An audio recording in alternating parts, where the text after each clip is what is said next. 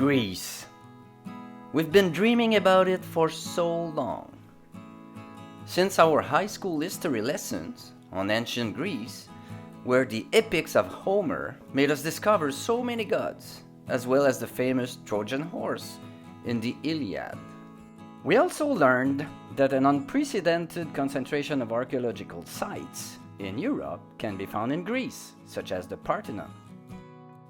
In our philosophy courses in college, Socrates, Plato, and Aristotle were the first recognized thinkers, making Greece the cradle of philosophy. And what about the Olympics, which originated here in Olympia in 776 BC?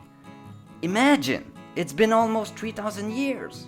But still, we were salivating thinking about Greek food, renowned for its head-spinning freshness.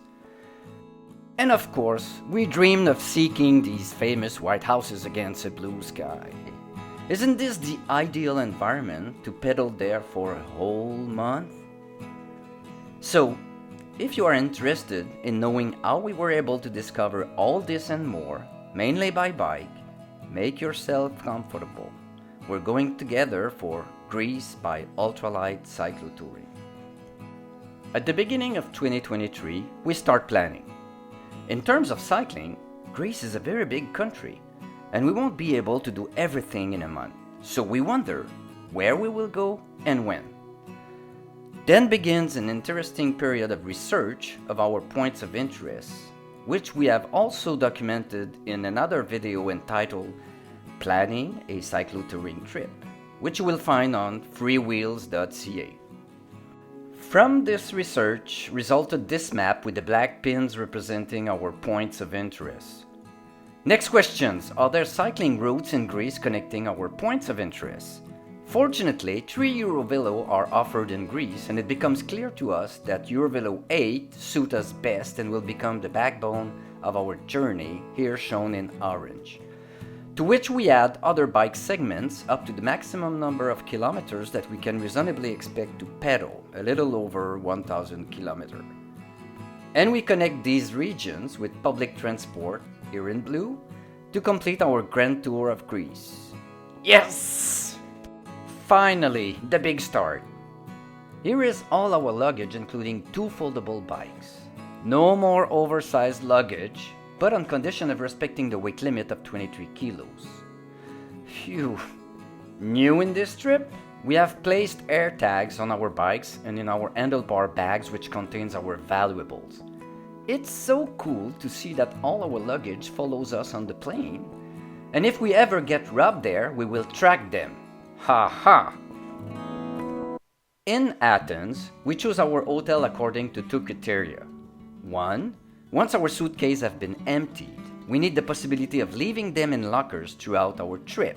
And 2, on a whim, we wanted a terrace overlooking the Acropolis. Yes! Sorry, we have to speak Greek now. Nay.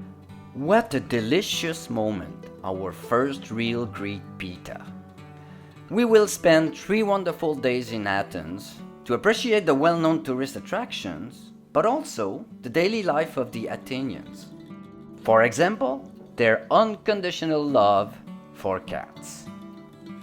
And the time comes to leave Kitty and Athens for our first region to pedal, Meteora. We will take the train to Karditsa and cycle for 2 days to Kalabaka. Normally, up to 5 regular bikes are allowed per train in checked baggage. But considering the magic of our foldable bikes, we can take them without restrictions in our train car. And finally, it is in Karditsa that our cycling trip really begins. The valley up to Kalabaka is really great for cycling. Beautiful quiet roads surrounded by mountains, dotted with pretty villages. And in this week of April 21st, the temperature is perfect for moving. At 13 degrees Celsius in the morning, we put on long sleeves that we gladly take off when the temperature reaches 20 degrees. And gradually, we approach the mythical Meteors, whose capital, Kalabaka, is literally nestled in the middle of these majestic rocks. I dreamed of Meteora since 1981 after seeing James Bond climb to the monastery of the Holy Trinity. What an immense pleasure it was to take paths and hundreds of steps to reach this mythical monastery. These monasteries once served as prayer refuges for monks who came to isolate themselves to approach God. Of the original 24 monasteries, 6 are still inhabited and can be visited, which we'll do for a memorable day. That day ends with a delicious dinner where the tradition of one Greek salad a day begins. And we sleep at the Kastraki campground, which we really like with its friendly restaurant and the up-on, up-off bus stop for monastery visits. Goodbye, Meteora! Our next goal, the island of Corfu. But to get there, you have to cross the Pindus Mountains, which represent, beware, 5,000 meters of elevation gain. We then opted for the bus, which will be done in 2 stages with a transfer halfway in the city of Ioannina. At the bus terminal, we fold the bikes and pack them in our multi-use bags so as not to dirty the other luggage. The city of Ioannina surprises us. We really did not expect this magnificent alpine setting, so it is with pleasure that we give it a few pedal strokes around the lake. But it's the call of the sea that bothers us. We take the bus to Igoumenitsa, from where we board the ferry to Corfu. We loved Corfu. What a beautiful World Heritage city, with its buildings from the Venetian era, its fortress, and many other attractions. But above all, we like to take the time to follow the life of the locals, whether they are pious, knitters, or opportunists. We love going to a restaurant off the tourist track to taste their specialty, including the kumquat, their fruit that they put everywhere, even in ice cream. 8 kilometers from the city, there's a friendly campsite that looks like a hobbit village with these small huts. We will cycle the island from north to south. The countryside is pretty, the center is mountainous with magnificent views, and the seaside is splendid. An ideal place for a well-deserved rest. Bye-bye, Corfu! We take a ferry to leave the island and begin the long coast of the Ionian Sea for more than 300 kilometers. This is where we start to follow the Eurovelo 8, a relatively safe route that allows us to discover a superb variety of landscapes. Starting with the seaside, embellished with cute fishing villages. But be careful! We quickly discover that Greece is 80% mountainous, which often strains our calves, and combined with the wind, it sometimes forces us, with a smile, to set foot on the ground. Occasionally, we leave the coast for the wonderful countryside, which we savor again and again, and where the obstacles are of another nature.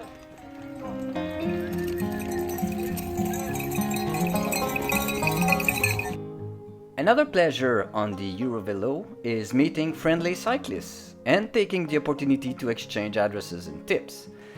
And here is a very, very rare species, a road sign of Eurovelo 8 in Greece. A word of advice: if you don't want to get lost, take the time to download the GPX provided on the Eurovelo site. What were our favorites on the Ionian coast? We begin with the Roman city of Nicopolis, founded by none other than Julius Caesar in 31 BC, after his victory against Cleopatra. Also, an unexpected invitation to a village festival, which was very pleasant, despite the communication difficulties. But still, a stop in the colorful village of Lefkada, with its streets paved with ceramics. Finally, a torrential rain will force us to stop and sympathize with the Greeks of the charming village of Aitoliko while waiting for the good weather and, of course, to store calories. It is near there that we will end the Ionian coast that we loved, and we will leave it with this spectacular view of our next region, the Peloponnese. And since the bridge is problematic for bicycles, we will take the free ferry. But before talking about the Peloponnese, let's take 2 minutes to talk about the Greeks. They are really nice, easy to approach despite the language barrier. They are always ready to serve us. For example, the restaurants are always open even if we are almost alone. Time and time again, we see their generosity. We order a coffee and they add an orange cake. We rent a room and they give us a traditional dish or a good Greek wine. In Previtsa, a tunnel is forbidden to cyclists, which would cause us a detour of 150 kilometers. Our hotel manager offers us a lift in his little Honda. Cool. They obviously have the Mediterranean temperament and like to hang out in cafes, which we will gladly adopt every day.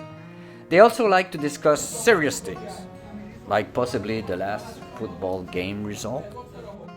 And there is one thing that the Greeks do admirably well: the food.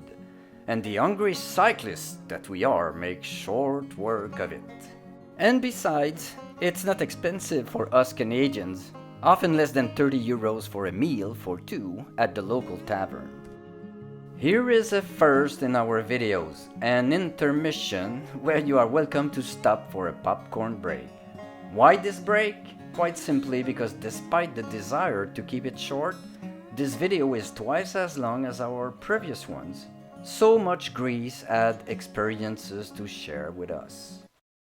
Let's continue to the Peloponnese, which is this immense peninsula full of emblematic historical sites. Obviously, we didn't want to miss Olympia for anything in the world, but since it was a 250 kilometers detour, we rented a car for a day to get there. What a magnificent sight! We really enjoyed. It is here that every 2 years, the Olympic torch starts its journey to the next Olympic venue. It gives me wings and the desire to run on the original site of the 100 meters. It is with this energy that we will return to the bike and begin an idyllic route along the Gulf of Corinth.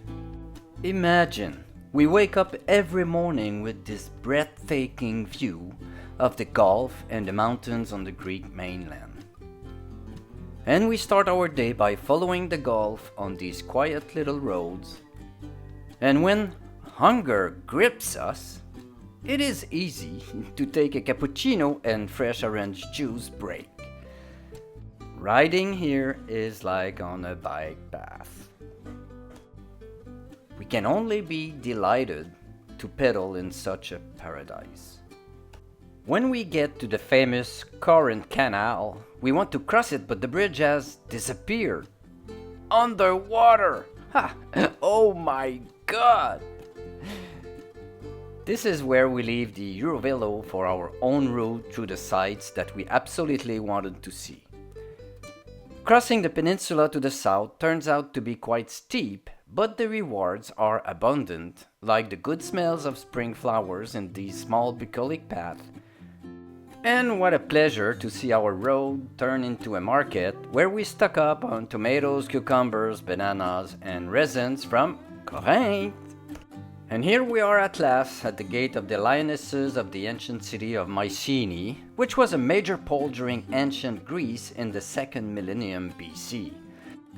According to mythology, it is here that lived none other than Agamemnon, the leader of the Achaeans during the Trojan War. Phew! I have to pinch myself. We will then go to our favorite small town in Greece, Nafplion. It has everything to please. A fortress perched on a reef, soaring into the sea, and surrounding a city endowed with a beautiful architectural mix. The streets are cute with their marble cobblestones and flowered roofs.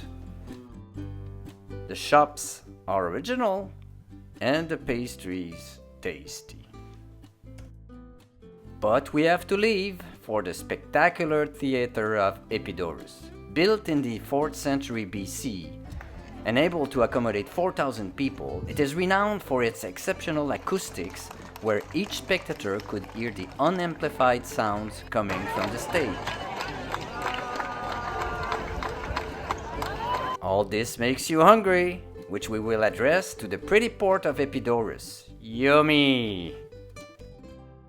And we will end our stay in the Peloponnese on our most beautiful route of the trip, to the cute island of Paros, from where we will say goodbye to the Peloponnesian before the last stage of the trip, the Cyclades. Cheers! Yamas! But before sailing to the Greek islands, let's take 2 minutes to talk about our experience of cycling in Greece. Even without bike paths, Greece is a great country to cycle on, but cyclists should be careful. Take a good look at these little chapels. We saw countless of them every day. They usually refer to the location of an accident. We will therefore never forget to turn on our rear lights and will always be hyper cautious. There are also dogs everywhere. Many are domesticated and most are tied up or behind a fence, but we still got attacked a few times by some unsupervised. There are also a lot of stray dogs who are unpredictable and who also attacked us a few times. You will find plenty of advice on the internet, but our attitude depended on the situation. If we saw them coming, we slowed down by talking to them softly and sometimes got off the bike while using it to create a barrier. On the other hand, if they surprised us with an aggressive behavior, we shouted as loud as we could to freeze them in place and take the opportunity to get some distance calmly. And that's how we got away with it. Ready for the last region of the trip? The Greek islands. Yippee! We were looking for islands big enough for cycling and not too touristy. A eurovelo manager in Greece helped us make our choice, and we finally opted for Naxos, Paros and Antiparos. We chose an express ship which will take 3 hours 30 for 72 euros per person. By the way, many cheaper but longer options are available. We recommend the website ferryhopper.com to make these choices and reservations. Arrived in Naxos, we're lucky to find on May 13 the super campsite of Maragos Beach open, while those on our other islands will not open until after June 1st. It was a disappointment on this trip to only be able to camp a third of the nights since we were a little early. But we do not regret our choice of April and May. It was ideal for the temperature and the few tourists. We would have suffered in the summer with the heat waves and the fires they had. Here on Naxos, everything leads to far niente, which we will gladly do with the mojito. But already the next morning, taking our first breakfast, consisting of Greek yogurt, Greek honey, and cereals, we already want to pedal and decide to make a first loop today towards the center of the island and one tomorrow towards south. The roads to the center of the islands are quiet and bucolic and lead us to these villages where, as expected, blue and white predominate. Ideal place for our second breakfast of cappuccino, orange juice, and a huge baklava. The next day, our loop, still on a quiet road, will take us to the ruins of the Aliko Hotel, where the artists are having a field day to amaze us. On our second island, Paros, we will cycle 55 kilometers around the island on a road that still has quite a lot of heavy traffic. This will not prevent us from loving certain sections, in particular the charming village of Naoussa in the north, with its captivating frescoes. And following appreciable efforts, the long bucolic descent towards the village of Aliki. And we then cross to Antiparos, a small paradise of tranquility, where we will stay 3 days in a cute room with a view of the sea for only 40 euros per night, which is the amount we have paid most often for our rooms in Greece. After a deserved rest at the beach and superb morning hikes, we will cycle south again on a magnificent road to reach our 1000th kilometer in this trip. We celebrate on a terrace in Agios Georgios, where we are told that the famous actor Tom Hanks has his villa, somewhere 2 steps from here. Oof, it is unfortunately without having met him that we pack up and return to Athens. Back in Piraeus, the port of Athens, we take one of the only cycle paths in the country, which, despite some pitfalls, will allow us to get safely to our hotel, where we complete our great Greek epic. After thanking our lucky bracelet, Evil Eye, for this trip without accident or injury, we conclude with an evening in one of the 65 open-air cinemas in Athens. Cool! With that, thanks to Greece for your rich history and this wonderful trip. Adiosas!